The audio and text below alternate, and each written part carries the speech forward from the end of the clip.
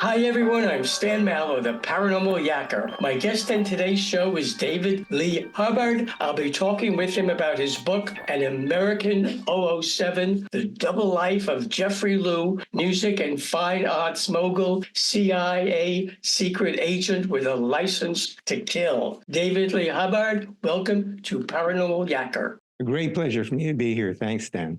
An American 007 is a literary exploration of your relationship with Jeffrey Lew, who, as described in the title of your book, was a music and fine arts mogul and CIA special agent with a license to kill. When and where did you first meet him, and under what circumstances did that meeting take place? Actually, it was a very odd meeting. It started off where we were both on stage at a conference for the Rancho book in Florida. And what happened was, after the conference finished, we went to fill up our gas heading back to South Florida. And I was in one lane, and Jeffrey and his car were in the lane behind me. And suddenly a whiff of wind blew my door open to the first detente, and the rear view mirror suddenly captured a cameo of Jeffrey photographing me. So I didn't look, I kept on filling my gas and didn't turn around or anything like that, but I kept an eye on him. When I saw that he had left and went in to pay for his gas, I went over to his car to check it out. This was a bulletproof Marauder. Now, that's a government issue little vehicle that you don't see very often. So he was either going to be a FBI or CIA. And since I was a Canadian down in Florida, I said to myself, I'm being investigated by the CIA. Now, I knew I did something a little bit off color. When I gave a speech in 1999, I did out the president of the association for the organization I was giving the speech for, asking him in front of everybody if he was a Mason. Now, that was really a bad idea. And it was from that they sicked the CIA on me to find exactly who I was and whether I represented a danger to their organization or to the United States. So having seen that he is investigating me, I decided to make a friend of him and find out exactly what he knows. So I called him up. He invited me over, and that continued to go on for about 2 years until the point that he decided he wanted to show me something. So he took me into his bedroom. He pushed on a bookcase that swung open, and inside was an arsenal of guns and, rocket launchers, knives, you name it. It was there were 300 individual pieces in this huge room, a collection of weapons. So I took my time in inspecting every one, and then finally I turned around. He was actually standing behind me the whole time, and he just looked at me an inch away from my eyes. He said, "And one day I'm going to save your life." And that became our relationship. He opened up then the fact that he was with the CIA and that he had interest in me for many reasons, which we developed over the years. We became great friends. And over the next 20 years, we exchanged every story possible. When we finally got to, I would say, the end of his life, he knew he had one foot in the grave. The doctors told him he needed 9 stints or a new heart.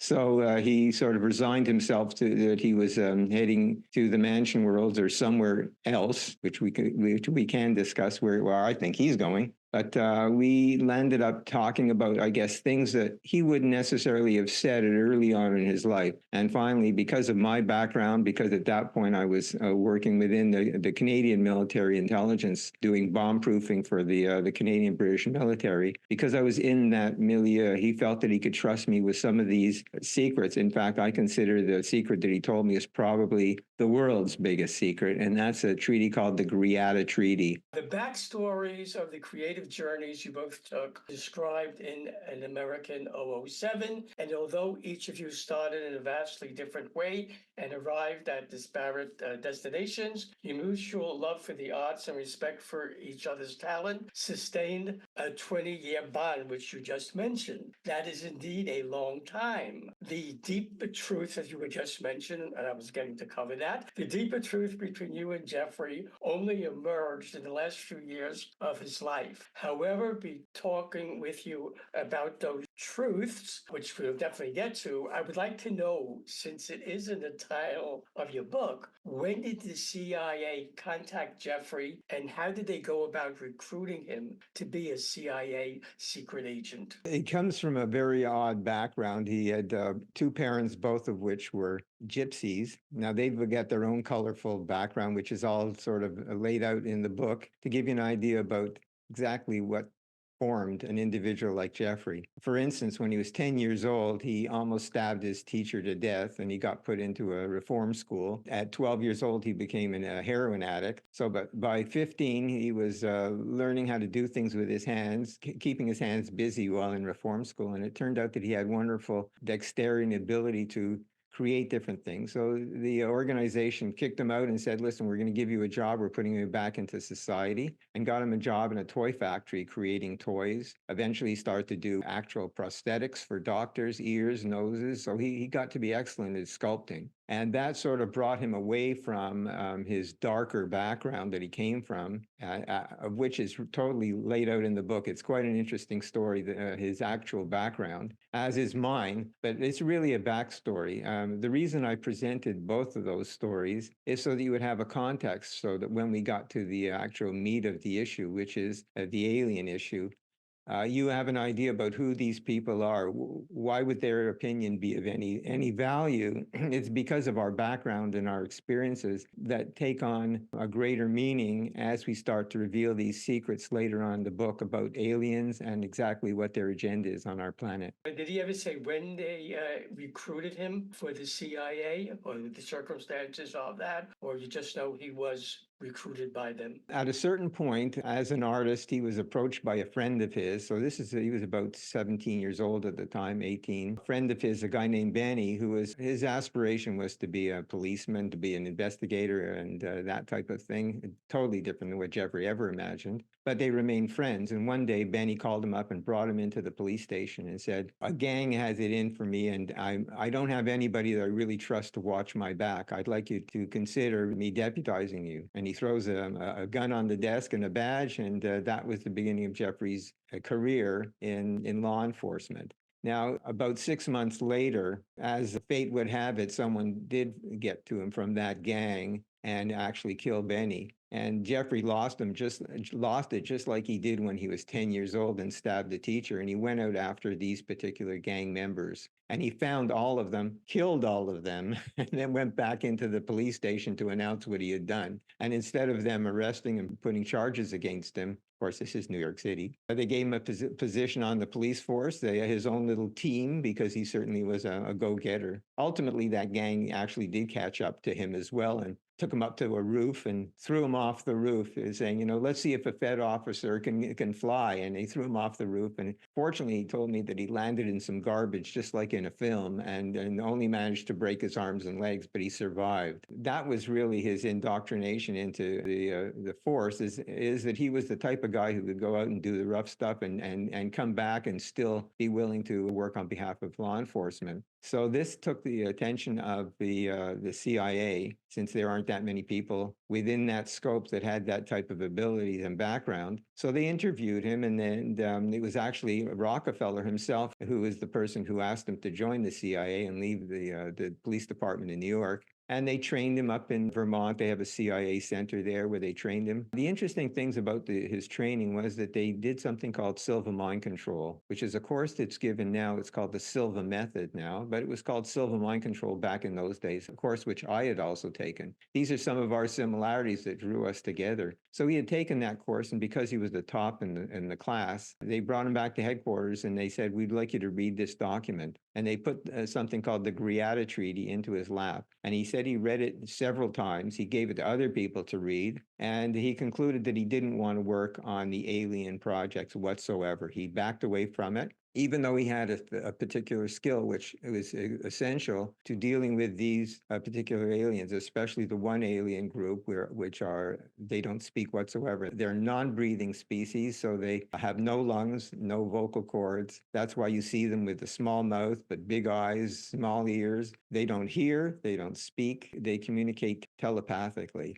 So because of Jeffrey displaying that type of ability, similar that I displayed, we were both drawn into that type of work at different times in our life, but he turned it down for whatever reason. I think that it was because of the terms of the Griata Treaty that totally revolted him. And he backed away from it and gave it to other people. So we did land up talking about that treaty, which I guess you'd want to get to in a little while. Well, that was really his beginning in law enforcement had to do with these spectacular things happen at an early stage. And from that point on, which I guess is like the mid 60s, they would regularly be sending him out on missions every couple of weeks. They'd fly him out here or there to do something which was involved in the national security, people escaping with secrets, whatever it was. He was there. He became friends with Gaddafi and Assad. He knew all the players in the Middle East, which ultimately became important to me when he wanted to counsel me about my relation with Israel and the Israeli embassy in Washington. So we tied together on many projects, art projects, but also these projects which had to do with aliens and the difficulties we are continuing to have with them. You, David, and Jeffrey dissected your individual positions of good and evil based on the mystery schools versus the Urantia book. What positions did you agree on, and on which ones did you differ? The Urantia book completely goes into every small detail about what the occult and what the mystery schools is all about. So it's really like I would consider it the Rosetta Stone of spirituality, that I filter everything through this particular document. The reason I do that, aside from the fact that as soon as I started reading it, I realized that this was the truth. But in 2002, it went into Supreme Court, and in appeals court and Supreme Court, the copyright was taken away from the Urantia Foundation and given to the world. And the reason being is they got the 7 trustees up on the witness stand for the foundation that was holding onto the copyright, the Urantia Foundation. And they had to admit, each one under cross-examination, that they knew the text was completely written by extraterrestrials, and only the table of contents was written by a human, which is what they were hanging their copyright on, was as a work for hire. Well, that didn't make it with the Supreme Court judge, and he said, well, you can't be a cat, a dog, a horse, or an extraterrestrial and hold copyright in the United States. So it went into the public domain at that point. It's now available on the internet for free. Everybody should be reading it. It's available in 28 different languages, so it's readily available to most who read. And it's how Jeffrey and I actually came together. So we had an opportunity to look at these elements of the occult, me having known that they're coming from really the religion of the land of Nod and the Aryans. All of this has all been obfuscated because they operate in secrecy. So none of these things are to be discussed, except that the Urantia book completely lays out every detail, including all the details that are a mystery to those in the mystery schools and have been a mystery to them since they started those schools in Mesopotamia. But the fact is, now I have the cold, hard facts of what is going on interplanetarily wise, which is hugely important to how we proceed. As it turns out that our planet is in quarantine because of our involvement with Lucifer and Satan. Consequently, we are not supposed to be visited, or we're not supposed to be interacting with any other groups whatsoever, especially groups that are also in quarantine, and there are 36 other planets that are equally in quarantine. So the 2 species that are trying to work with us, or whatever they're trying to do, is a fool's errand, because they have to leave. They are not welcome here on an interplanetary sense. And when the ruler of this planet, which is Jesus, Michael of Nebadon is his proper title, but when he returns, which I think is very soon, if they're here, they're going to be taken off to a trial, which is spelt out in the Urantia book, which is what happens to people who are aligning themselves with Lucifer. They have a separate ending. We go to either directly to the mansion worlds like Jesus did after 3 days, or we go to judgment, which is a resurrection, which happens every dispensation, which could be 25,000 years, or it could be deemed on this planet that they are so much a child of Lucifer. They've involved themselves with so many rituals that are heinous in the eyes of a child of God, that eventually the God fragment in an individual will evacuate that person. They'll actually leave, and that person is cosmically dead in their estimation. They no longer hear God's voice saying, this is the way, because they've constantly looked at these horrendous things in these rituals. And those rituals are the slippery slope to that particular trial, which I called a trial that spells out either you are going to abandon your personality and you will become as if you never were, or you would accept a fate worse than death, which is that you will be kept in this local universe, not allowed to go out and actually eventually make it to God and be trinitized. That can't happen to you. So these people have failed the first test. And apparently, if they accept mercy when they go to that trial, they will be rehabilitated to some form of universe service. But in the meantime, they are doing, I would say, menial work. They're maintaining the Father's world. So they might be pulling weeds or doing something as menial. And in other words, those who may have thought of themselves as to be the first have become the last. With only months to live, Jeffrey opened up about the alien question. You mentioned that previously. What I'd like to know is what secret knowledge and insights into topics such as the 1954 Greada Treaty between the reptilians, plasmatics, also known as tall grays, and American President Dwight D. Eisenhower did Jeffrey reveal to you? I found out at that point, when I pressed him on it, only in his last year of his life, when I started to press him on the alien question, did he start to reveal the details of the Greada Treaty. This is the biggest secret, literally. You can't get anybody really to talk about it. Right now, I've got my book, An American 007, is sitting on the desk of the Deputy Secretary of Defense in Washington, in the Pentagon, which is Kathleen Hicks. And I'm hoping to get a call from her. I believe that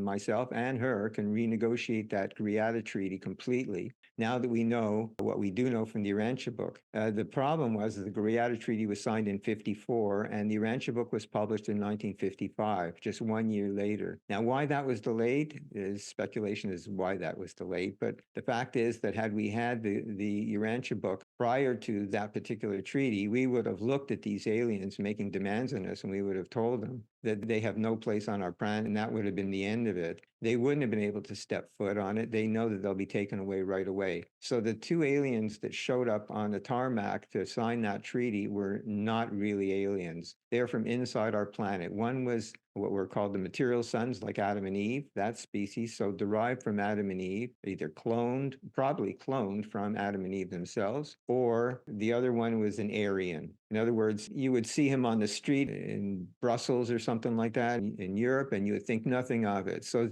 these people are part of our evolution, but the Aryans escaped into our inner world because they were being pursued by the Chinese in Tibet, and that's what the Chinese were trying to do when they entered Tibet, was to capture the Aryans. But the Dalai Lama secreted them away to a cave down into the center of the earth. And the Dalai Lama to this day is the only person who knows where that entrance is. I became interested in that because the Dalai Lama sat through one of my sessions at the Parliament of World Religions talking about the Urantia book and A Course in Miracles. And it was meeting him and the discussions that led from that, the people that were there in 1993 at the Parliament, led me to pursue an understanding of the occult, which never really concerned me, interested me. But now I saw that this is where the power play is taking on. It's taking on, this is a new religion. We're seeing something that only a person who really studies Aryanism, studies what the occult is actually doing, would make any sense of the changes that are happening right now, which ultimately is the movement from the age of Pisces to the age of Aquarius, and a return of goddess worship and the end of God the Father on this planet. So that's what they're attempting to do, but they're attempting to do the non-doable. And that's precisely why Jesus has to return right now, is because he's our planetary prince, and he has to defend us from aliens that ultimately have figured out a way to attack us and compromise us through hybridization, which is what they've been doing. In my book, I've actually given a close-up and a description of a friend of mine that was, I would say, a half-breed, hybridized with a reptilian, super intelligent, hundreds of patents that he had. His name is Patrick Flanagan, Dr. Patrick Flanagan. But I waited till after he died to out him as a hybrid. So I have that piece of information in the book. It's truly chock full of interesting little details about the aliens. Certainly, we now know that one of the two alien groups, the plasmatics, which are derived from a group that I worked with, the plasmatics are a non-breathing species. Now, if you can understand that maybe the reptilians would be happy underground in our Middle Earth, but the plasmatics, they want to be on the surface, finally in the sun, but they don't want an atmosphere. So part of the Greada Treaty was spelling out that they had to figure out a way to get the atmosphere off the planet, remove the carbon dioxide, remove the nitrogen, remove the oxygen, remove everything. They don't want anything because they absorb things through their skin. That's how they absorb nutrients. Coming into a place like Earth that is, moist. We here in Florida, we see 80, 90% humidity all the time. So you can imagine a species that comes into this area with 80% humidity, it'd be like jumping into a swimming pool and drowning. So all these things have to be removed as of the treaty. So that sort of puts a new context on the type of thing that's going on right now with the sequestering of carbon dioxide and all the other craziness that they're trying to do with our atmosphere. When Mike Adams said, well, it looks like they're actually trying to remove the entire atmosphere of the planet, he was correct. He didn't know that this is actually a demand within the Greada Treaty, but that was what the plasmatics want from us, is to remove, as we're all eliminated from the planet, they want us to remove the carbon dioxide especially. Should viewers of Paranormal Yacker want to buy an American 007, The Double Life of Jeffrey Lew, musical and fine arts mogul, CIA secret agent with a license to kill, how can they do that? Because the end is so close, my interest is not making money on selling books. My interest is getting that information out. So to that end, I have created an internet site called anamerican007.com, all one word. And when you go to that site, you'll be able to scroll down and read my backstory, read all of that information. There's a free link that you can download either onto a smartphone or onto your computer, which will give you my entire book in color. If you want to go ahead and buy a book, which I would still encourage you to have, it's a keepsake, especially the hardcover in color. I've worked very hard because there's lots of artwork and lots of interesting things in that book. That can be had on the third link there, which is a link to Amazon, where you can go ahead and purchase a book on Amazon. David Lee Hubbard, I thank you for being my guest on Paranormal Yacker.